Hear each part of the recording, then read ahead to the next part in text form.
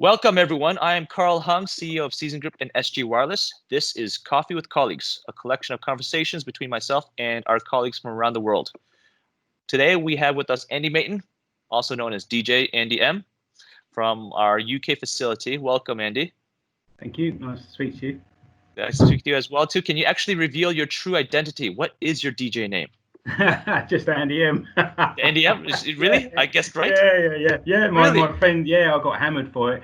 My friends are like, you've spent months thinking of this name and all you've come up with is Andy M. I'm like, yeah.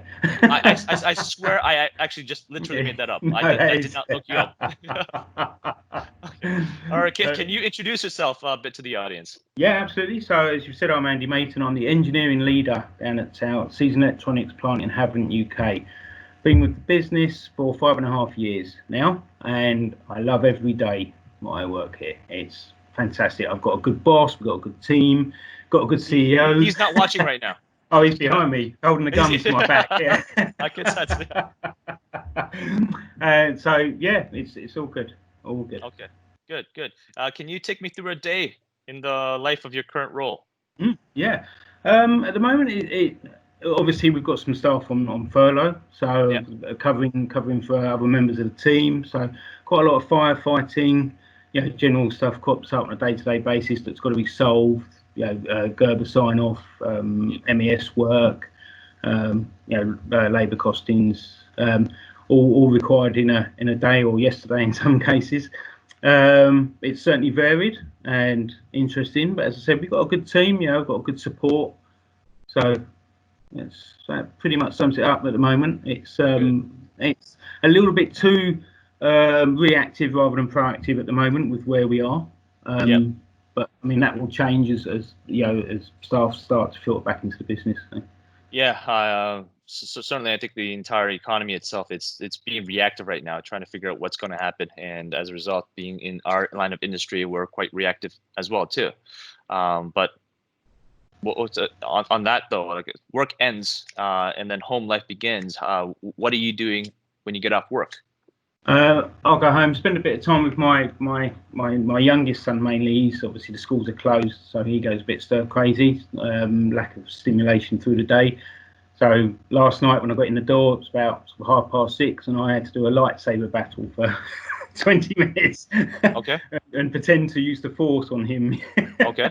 And was he reacting to that? Yeah, he loves it. I don't mind doing it in the living room and dining room so much, but when he takes it out into the garden, I get a bit embarrassed because you don't know who's watching. Yeah. And then take the dog out. The evenings are nice and long at the moment, so it'd be nice to go for a nice walk or take my bike out. I've got a lot of good off-road stuff. Very keen mountain biker. Just started back up again, so because the gym's shut, so I need to get some form of exercise somewhere. Good, and it's vitally important right now. I think you don't want to get sick in any way, and if you stop exercising, your immune system is going to deteriorate in a sense. So it's important to keep active on that front for sure. But can you describe a bit of how you felt when COVID-19 first broke out?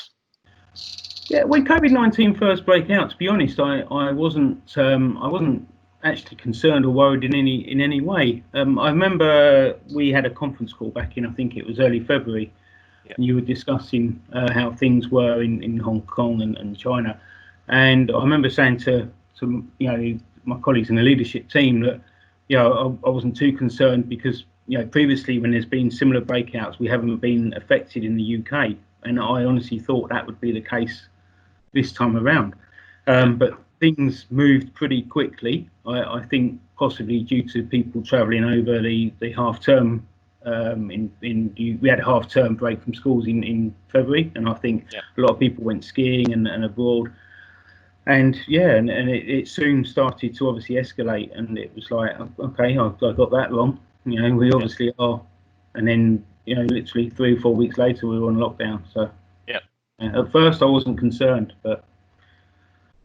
Yeah, no, I think we all felt the same way. Like when we first had the conversation in February, I didn't expect it to spread beyond Asia either.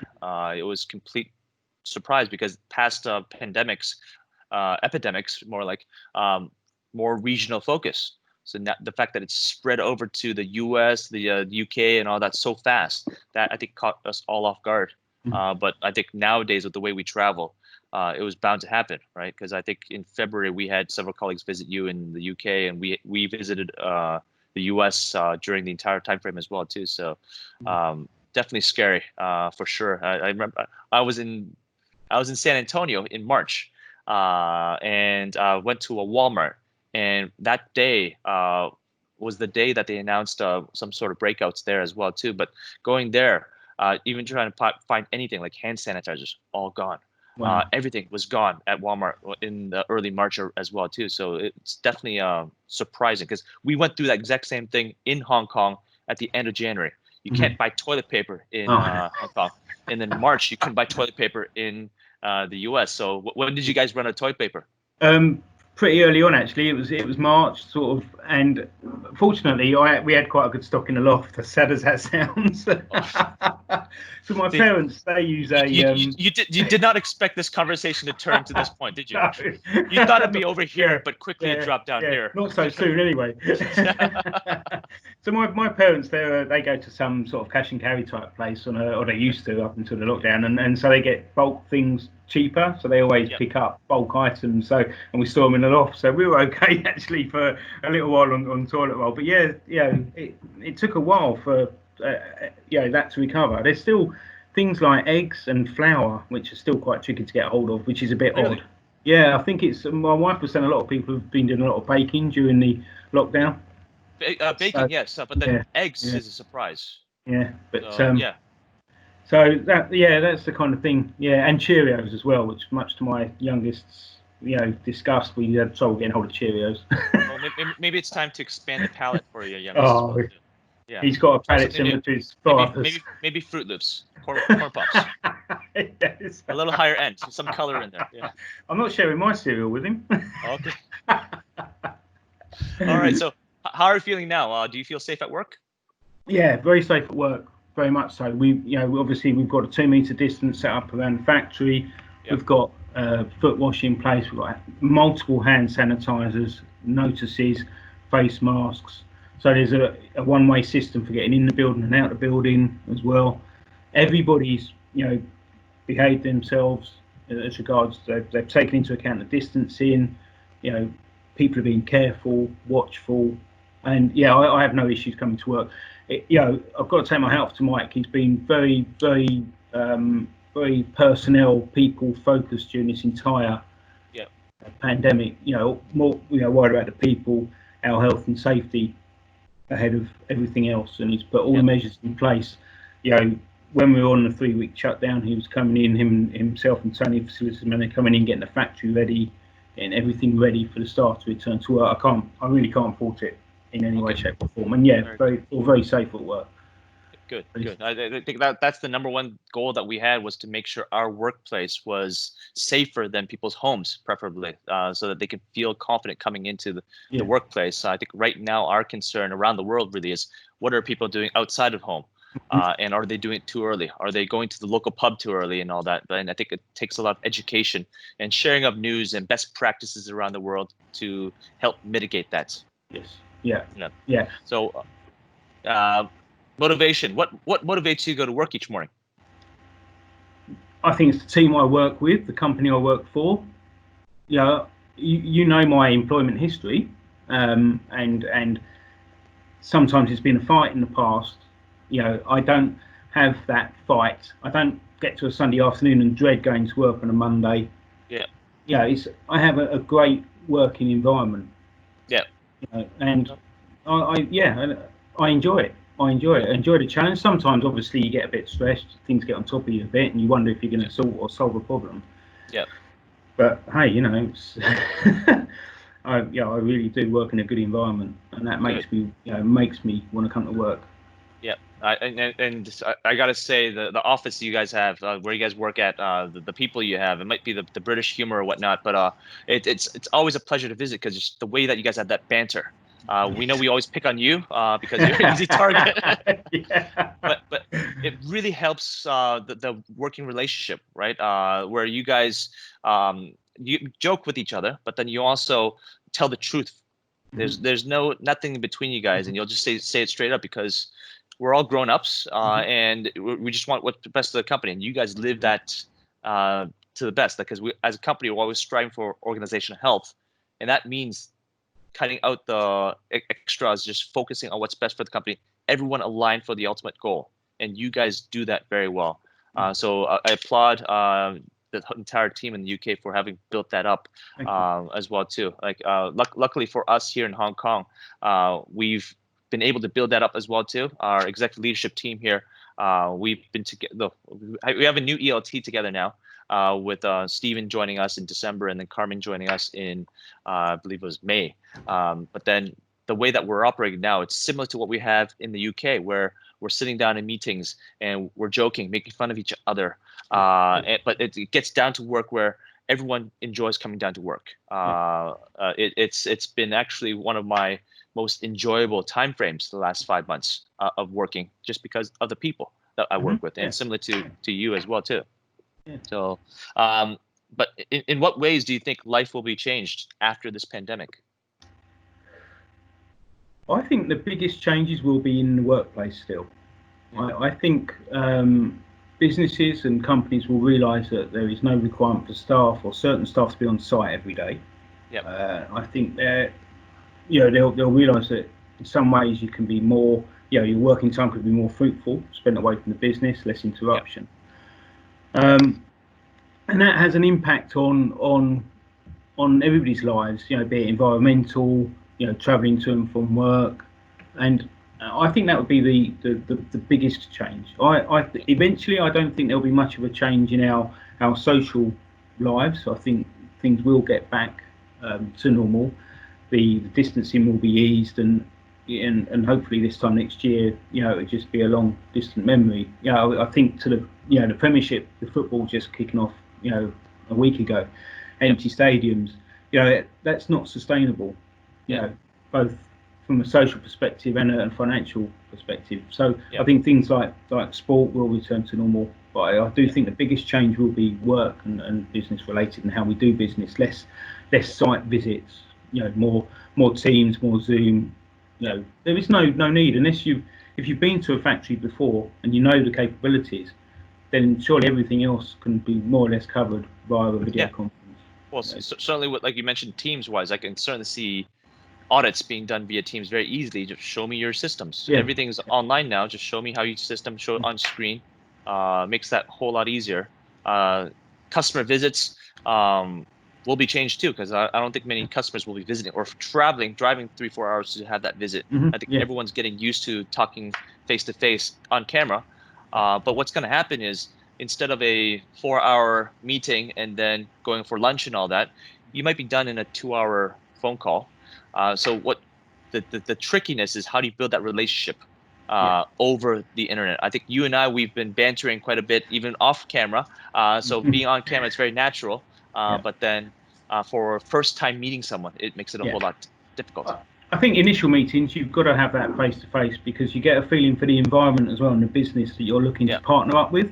You can't build that, but certainly after the initial, you have a site visit, you build up that initial face to face, you get a face to a name, and then you get a feel for the person and what their humour is, or what their limits may or may not be around that, and then there's no reason why you can't carry on that video conferencing relationship.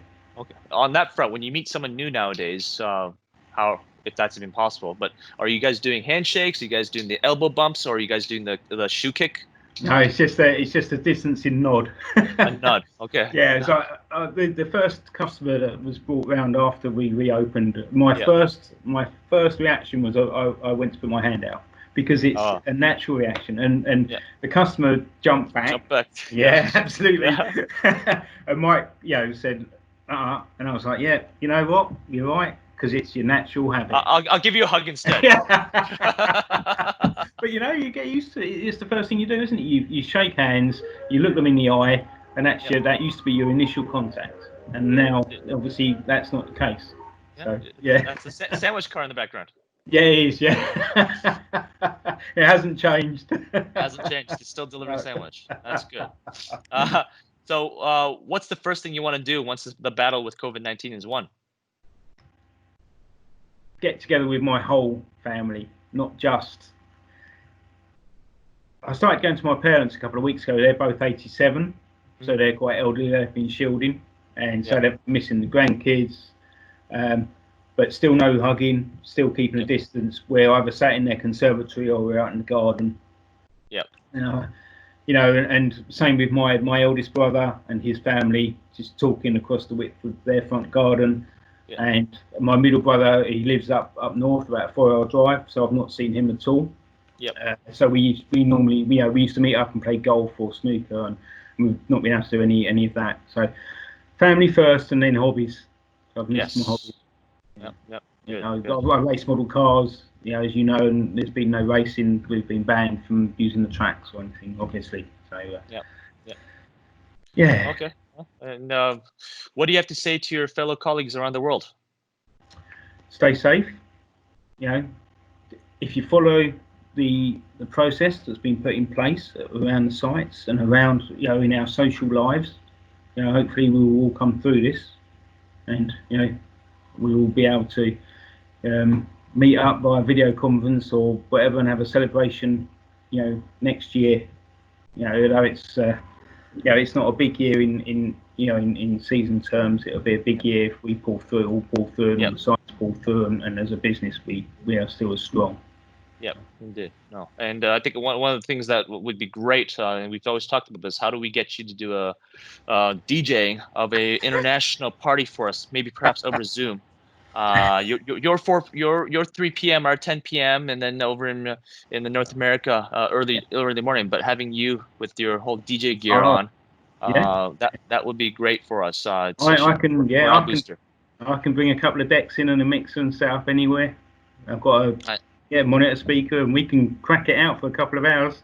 I think that would be good. I think that's much needed. I think everyone's lacking that ability to let loose and party again. But like you say, it's best to be safe first. There's plenty of time to be having fun later on. We got to stay safe first and foremost. Yes. But well, thank you today for your message, your candor, your love for work, your colleagues. It's truly inspiring working with you. I know everyone enjoys working with you, and it's. I'm looking forward to the day where we can come over to the UK and have a beer. Yes. So, thank you, Andy. Much appreciated. No problem. Stay safe. Stay safe, you too.